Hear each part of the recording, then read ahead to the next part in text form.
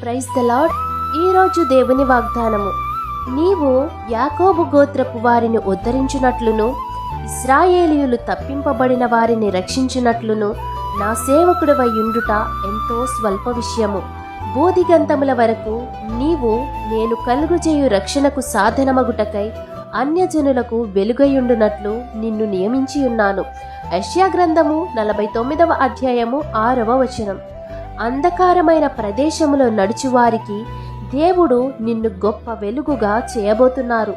ఆయన మహిమ నీ మీద ప్రకాశించబోతుంది. కాబట్టి ఆయన రక్షణను నీవు కన్నులారా చూచినట్లయితే వాక్యమై ఉన్న దేవుడు నిన్ను అన్యజనులకు గొప్ప వెలుగుగా చేసి నిన్ను ఆశీర్వదిస్తారు.